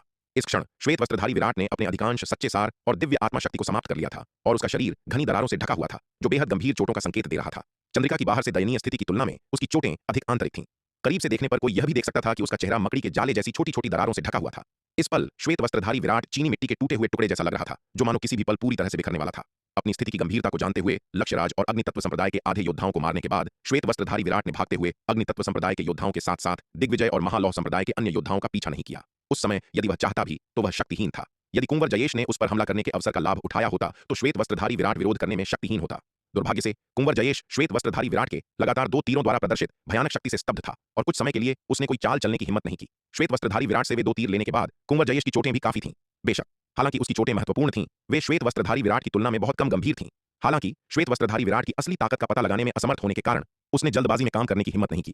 श्वेत वस्त्रधारी विराट ने जो जानलेवा हमले किए थे वे बेहद भयानक थे। शुरुआत में सभी ने सोचा कि उसकी युद्ध शक्ति पहले से ही काफी भयानक है, लेकिन अगले ही पल उसने सभी के सामने महाविपत्ति लोक में प्रवेश करने का साहस किया। उन्होंने सोचा कि उसका अंतिम उपाय युद्ध में महाविपत्ति लोक में प्रवेश करना था, लेकिन फिर उसने 150 द्वितीय विपत्ति लोक के अंधकार दानव वंश के पुतले निकाल लिए। ठीक जब सभी ने सोचा कि ये 150 पुतले उसका अंतिम ट्रम्प कार्ड थे, उसने वास्तव में पंचम विपत्ति दिव्य अस्त्र का एक आध्यात्मिक पत्थर जादुई हथियार निकाल लिया। और सबसे आश्चर्यजनक बात यह है कि उसने पौराणिक पवन देव बाण विद्या का भी प्रदर्शन किया। तरीकों और ट्रम्प कार्डों की यह अंतहीन धारा इसे देखने वाले किसी भी व्यक्ति को डराने के लिए काफी थी। श्वेत वस्त्रधारी विराट के इतने सारे तरीकों और ट्रम्प कार्डों को देखने के बाद किसी को नहीं पता था कि उसके पास और कौन से शक्तिशाली जानलेवा प्रहार छिपे हो सकते हैं। यहां तक कि शुरू में अहंकारी कुंवर जयेश भी श्वेत वस्त्रधारी विराट के तरीकों और ट्रम्प कार्डों की निरंतर धारा से भयभीत था। दूर खड़े श्वेत वस्त्रधारी विराट को देखते हुए उसके चेहरे ने अपना प्रारंभिक अहंकार और घमंड खो दिया था, जिसकी जगह एक गंभीर अभिव्यक्ति ने ले ली थी। युवा मास्टर जयेश, अब हम क्या करें? दिग्विजय और महालौह संप्रदाय के अन्य योद्धा जो कुंवर जयेश के पास भाग कर आए थे अभी भी कांपते हुए पूछ रहे थे। उन्होंने अभी अभी जो देखा था उसने उन्हें सच में डरा दिया था। अगर श्वेत वस्त्रधारी विराट द्वारा नियंत्रित तलवार व्यूह का निशाना लक्ष्यराज के बजाय वह होता तो दिग्विजय को लगा कि वह अब तक मर चुका होता। दिग्विजय की बात सुनकर कुंवर जयेश का चेहरा ठंडा और खामोश रहा। उसने दूर खड़े श्वेत वस्त्रधारी विराट की ओर देखा। उसकी निगाहें अनिश्चितता में भटक रही थीं। क्या किया जाए? उसे भी नहीं पता था कि क्या करना है। श्वेत वस्त्रधारी विराट से लड़ना जारी रखने पर उसे जीतने का कोई भरोसा नहीं था। हालांकि उसके पास अभी भी कई शक्तिशाली ट्रम्प कार्ड थे जिनका उसने उपयोग नहीं किया था। यदि वह इन शक्तिशाली ट्रम्प कार्डों को खोल दे तो वह श्वेत वस्त्रधारी विराट को हराने में सक्षम हो सकता है। हालांकि इन दुर्जय ट्रम्प कार्डों के साथ कौन जानता है कि क्या श्वेत वस्त्रधारी विराट के पास और भी अधिक शक्तिशाली जानलेवा चालें हैं। शुरुआत में कुंवर जयेश ने इस सवाल पर कभी विचार नहीं किया होता। शक्ति सिंधु महाद्वीप के एक मामूली गंवार के पास किस तरह का खजाना हो सकता है, लेकिन अब वह ऐसा सोचने की हिम्मत नहीं कर सकता था। श्वेत वस्त्रधारी विराट के कई तरीके और शक्तिशाली खजाने किसी भी तरह से उसके महारक्तिम किला के चुने हुए व्यक्ति से कमतर नहीं थे। अगर वह अपनी पूरी ताकत से श्वेत वस्त्रधारी विराट से लड़ने के लिए अपनी सभी क्षमताओं का उपयोग करे तो परिणाम अनिश्चित होगा। इसके अलावा भले ही वह अंततः अपने शक्तिशाली ट्रम्प कार्ड के साथ श्वेत वस्त्रधारी विराट को मारने में सफल हो गया, कुंवर जयेश को लगा कि वह खुद भी बहुत बेहतर स्थिति में नहीं होगा। यदि श्वेत वस्त्रधारी विराट मौत तक लड़ता है तो भले ही वह चमत्कारिक रूप से बच जाए, वह आधा मरा हुआ हो जाएगा। और अगर वह और श्वेत वस्त्रधारी विराट दोनों गंभीर रूप से घायल हो गए या एक मर गया और दूसरा घायल हो गया तो लाभ उठाने की बारी किसी और की होगी। आखिरकार यह केवल वह और श्वेत वस्त्रधारी विराट नहीं थे, न ही यह श्वेत हिम संप्रदाय और महालौह संप्रदाय तक सीमित था। इन दो विरोधी ताकतों के अलावा मारुत जैसे जल तत्व संप्रदाय के योद्धा और योगेंद्र जैसे सूर्य प्रकाश संप्रदाय के योद्धा भी थे। यहाँ तक कि जो अग्नि तत्व संप्रदाय के योद्धा अभी भागे थे, वे स्थिति का फायदा उठाने के लिए वापस आ सकते थे। यह किसी का भी अनुमान था। हालांकि वह महारक्तिम किला का शिष्य था, एक कुलीन जन्म का था। आमतौर पर ये लोग उसे निशाना बनाने की हिम्मत नहीं करेंगे, लेकिन अगर वह गंभीर रूप से घायल हो गया और उसके खजाने समाप्त हो गए, एक ऐसी स्थिति में जहां वह कमजोर था, उसे आसानी से परेशान किया जा सकता है। तेजस पर्वत की इस निर्जन गहराई में भले ही ये लोग उसे मारने के लिए सेना में शामिल हो जाएं, किसी को नहीं पता चलेगा कि उसे किसने मारा। इस षष्ठम विपत्ति लोक के विशेषज्ञ द्वारा छोड़े गए गुफा के खंडहरों के प्रलोभन के साथ यह परिदृश्य असंभव नहीं था, बल्कि घटित होने की अत्यधिक संभावना थी। धन दिल को ललचाता है, अवसर और खजाने के सामने लोग आसानी से अपना विवेक खो देते हैं, लेकिन इस अवसर को छोड़ना और श्वेत वस्त्रधारी विराट के सामने झुकना एक ऐसी बात थी जिसे कुंवर जयेश खुद से नहीं करवा पा रहा था। वह ऐसे अवसर को कैसे छोड़ सकता था जो व्यावहारिक रूप से उसकी मुट्ठी में था। इसके अलावा अगर वह आज पीछे हट गया और चला गया तो उसकी प्रतिष्ठा पूरी तरह से बर्बाद हो जाएगी और वह पूर्वी नक्षत्र महाद्वीप में समाप्त हो जाएगा। कुंवर जयेश की चुप्पी और उसके भयानक रूप से गंभीर भाव को देखकर दिग्विजय सिकुड़ गया। एक भी आवाज निकालने की हिम्मत नहीं की। कुंवर जयेश के हाव भाव देखकर वह तुरंत समझ गया कि कुंवर जयेश को श्वेत वस्त्रधारी विराट को हराने का भरोसा नहीं था। कुंवर जयेश ने जल्दबाजी में काम करने की हिम्मत नहीं की और श्वेत वस्त्रधारी विराट ने भी आसानी से कोई चाल चलने की हिम्मत नहीं की। वह अभी भी अपनी चोटों से पूरी तरह उबरने से बहुत दूर था और वह पहले से ही आभारी था कि कुंवर जयेश उस पर हमला करने के अवसर का फायदा नहीं उठा रहा था। वह निश्चित रूप से कुंवर जयेश के खिलाफ कोई चाल चलने की हिम्मत नहीं करेगा। कुछ समय के लिए स्थिति गतिरोध में बन गई। मारुत, योगेंद्र, भुवन और अन्य लोग किनारे से तमाशा देख रहे थे। वे कुंवर जयेश और श्वेत वस्त्रधारी विराट के गंभीर रूप से घायल होने के अवसर की प्रतीक्षा कर रहे थे। केवल जब दोनों पक्ष कमजोर हो जाएंगे तभी उन्हें लाभ कमाने का मौका मिल सकता है, अन्यथा अपनी ताकत के साथ वे बस उन दोनों में से किसी का भी मुकाबला नहीं कर सकते थे। श्वेत वस्त्रधारी विराट और कुंवर जयेश की ताकत बस बहुत भारी थी। यहां तक कि मारुत, जिसे अपनी ताकत और प्रतिभा पर अविश्वसनीय रूप से गर्व था, उसे भी शर्मिंदगी महसूस हुई और इन दोनों के सामने घमंडी होने का कोई अधिकार नहीं था। अब यह देखकर कि श्वेत वस्त्रधारी विराट और कुंवर जयेश ने लड़ना बंद कर दिया था, मारुत और योगेंद्र की आंखों में निराशा की एक झलक दिखाई दी। युवा मास्टर जयेश, युवा मास्टर विराट, आप दोनों अद्वितीय नायक हैं। मौत तक क्यों लड़ें और हिंसा का सहारा लें। ठीक जब स्थिति एक गतिरोध पर पहुंच गई, अचानक एक आवाज गूंजी। यह सुनकर सभी ने आवाज की ओर देखा, केवल यह देखने के लिए कि वक्ता कोई और नहीं बल्कि अप्सरा शीतला थी। यह देखकर श्वेत वस्त्रधारी विराट, चंद्रिका और अन्य सभी हैरान थे। यह औरत अब किस तरह की मुसीबत खड़ी कर रही थी। पहले खुद को बचाने के लिए उसने श्वेत वस्त्रधारी विराट से पूरी तरह नाता तोड़ लिया था, उसे इस हद तक नीचा दिखाया था कि वह बेकार हो गया था और उस पर लगातार हमला और निंदा की थी। तार्किक रूप से उसे दोबारा उसका सामना करने में बहुत शर्म आनी चाहिए थी, लेकिन अब वह फिर से कूद पड़ी थी और उसे फिर से युवा मास्टर विराट कहकर भी संबोधित किया। उसके संबोधन में सम्मान आचरण ऐसा था जैसे उसने पहले कभी उसके खिलाफ कुछ कहा ही नहीं था। इतनी जल्दी अपना रवैया बदलने की इस महिला की क्षमता और उसकी बेशर्मी विराट को भी हैरान कर रही थी। अप्सरा शीतला, तुम अब किस तरह की मुसीबत में पड़ना चाहती हो चुड़ैल। अप्सरा शीतला की बात सुनकर चंद्रिका ने उसकी ओर देखा और ठंडे स्वर में कहा। अप्सरा शीतला का असली रंग देखने के बाद से चंद्रिका को उससे तीव्र घृणा महसूस हो रही थी। वह ऐसी इंसान से दोस्ती करने के लिए अंधी थी। अप्सरा शीतला जैसी महिला को बहन कहने के विचार से ही चंद्रिका को मतली महसूस हो रही थी। चंद्रिका की बात सुनकर अप्सरा शीतला ने उसकी ओर देखा तक नहीं, मुस्कुराते हुए अपनी बात जारी रखी। हम सब यहाँ षष्ठम विपत्ति लोक के विशेषज्ञ द्वारा छोड़ी गई इस गुफा के खंडहर के लिए आए हैं, है ना। हमने अभी तक कोई खजाना देखा भी नहीं है, तो फिर हंगामा क्यों करें। क्यों ना आप दोनों अपनी पुरानी शिकायतों को एक तरफ रख दें और इस गुफा को खोलने और उसका पता लगाने के लिए मिलकर काम करें। जहां तक बात है कि कौन सा खजाना और अवसर किसे मिलेगा, वह आपकी अपनी क्षमताओं और किस्मत पर निर्भर करता है। अप्सरा शीतला भी डर गई थी जब उसने पहली बार श्वेत वस्त्रधारी विराट को उड़न मेघ धनुष निकालते देखा था, जो एक पंचम विपत्ति दिव्य अस्त्र था, और कुंवर जयेश को पीछे हटाने के लिए पवन देव बाण विद्या का इस्तेमाल किया था। अगर कुंवर जयेश श्वेत वस्त्रधारी विराट के हाथों मारा गया या हार गया और भागने पर मजबूर हो गया तो उसका भाग्य भयानक होगा। उसने खुद को बचाने के लिए श्वेत वस्त्रधारी विराट से दूरी बनाते हुए बहुत कड़े बयान दिए थे, लेकिन उसने कभी उम्मीद नहीं की थी कि श्वेत वस्त्रधारी विराट के पास इतनी तरकीबें और ट्रम्प कार्ड हैं। एक बार जब श्वेत वस्त्रधारी विराट ने महाविपत्ति लोक में प्रवेश कर लिया और इतनी सारी जानलेवा चालें चली तो घटनास्थल की स्थिति तुरंत उलट गई। उस समय अप्सरा शीतला दहशत से भर गई थी। अगर कुंवर जयेश हार गया तो उसके पास भरोसा करने वाला कोई नहीं बचेगा। भले ही श्वेत वस्त्रधारी विराट उस पर हमला करने का तिरस्कार करे, चंद्रिका उसे नहीं छोड़ेगी। अप्सरा शीतला बहुत अच्छी तरह जानती थी कि चंद्रिका अब उससे कितनी नफरत करती है। सौभाग्य से स्थिति उतनी खराब नहीं थी जितना उसे डर था। लगातार 2 तीर चलाने के बाद कुंवर जयेश को अस्थायी रूप से पीछे हटने और अग्नि तत्व संप्रदाय के आधे योद्धाओं को मारने के बाद श्वेत वस्त्रधारी विराट रुक गया और अन्य योद्धाओं का पीछा करना जारी नहीं रखा। यह देखकर अप्सरा शीतला ने तुरंत यह निष्कर्ष निकाला कि श्वेत वस्त्रधारी विराट उतना आशावादी नहीं था जितना वह दिखाई दे रहा था। हालांकि श्वेत वस्त्रधारी विराट का प्रदर्शन अविश्वसनीय रूप से शक्तिशाली और अजेय रहा था, यह स्पष्ट था कि इतने सारे ट्रम्प कार्ड खोलने के लिए उसे कोई कीमत नहीं चुकानी पड़ी थी। अन्यथा उसके व्यक्तित्व को देखते हुए वह उन अग्नि तत्व संप्रदाय के योद्धाओं का पीछा करना नहीं छोड़ता। इसके अलावा श्वेत वस्त्रधारी विराट ने शुरुआत में इन ट्रम्प कार्डों का खुलासा नहीं किया था। इसका कारण संभवतः यह था कि उनका उपयोग करने के लिए एक महत्वपूर्ण बलिदान की आवश्यकता थी। इसका मतलब यह था कि श्वेत वस्त्रधारी विराट को कुंवर जयेश के खिलाफ पूर्ण लाभ नहीं था। यह सोचते ही अप्सरा शीतला के दिमाग ने तुरंत काम करना शुरू कर दिया।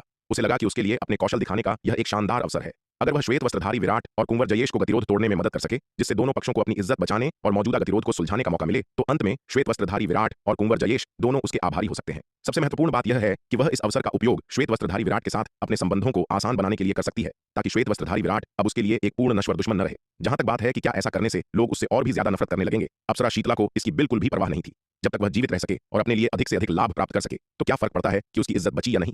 इस विचार को ध्यान में रखते हुए अप्सरा शीतला ने तुरंत कार्रवाई की। मुझे लगता है कि इस बहन ने जो कहा वह बहुत मायने रखता है विराट। मुझे लगता है कि इस बहन के सुझाव पर विचार करना अभी भी उचित है। तुम्हें क्या लगता है? जैसे ही अप्सरा शीतला ने यह कहा, एक और आवाज गूंज उठी। यह आवाज अविश्वसनीय रूप से कोमल और आकर्षक थी, जिसे सुनकर किसी की भी हड्डियां कमजोर महसूस होने लगे। सिर्फ इस आवाज में ही इतनी लुभावनी गुणवत्ता थी, तो कोई भी कल्पना कर सकता था कि यह व्यक्ति कितनी उत्तम सुंदरी होगी। इसलिए इस आवाज को सुनकर सभी लोग आवाज के स्रोत की ओर देखने से खुद को नहीं रोक सके। देखने पर सभी ने पाया कि जिस व्यक्ति ने इस बार बात की थी, वह वास्तव में जल तत्व संप्रदाय के समूह से लाल कपड़ों वाली एक महिला थी। यह देखकर सभी पूरी तरह हैरान रह गए। जल तत्व संप्रदाय के लोग ऐसा क्यों कहेंगे? तार्किक रूप से क्या जल तत्व संप्रदाय को वह नहीं होना चाहिए जो सबसे ज्यादा चाहता हो कि श्वेत वस्त्रधारी विराट और कुंवर जयेश अपनी लड़ाई जारी रखें? उपस्थित कई ताकतों में से जबकि जल तत्व संप्रदाय की ताकत काफी थी, यह पूरी तरह से नुकसान में था। यदि श्वेत वस्त्रधारी विराट और कुंवर जयेश मौत तक नहीं लड़ते, तो मारुत के जल तत्व संप्रदाय के पास इस षष्ठम विपत्ति लोक के विशेषज्ञ द्वारा छोड़े गए अवसर को प्राप्त करने का बहुत कम मौका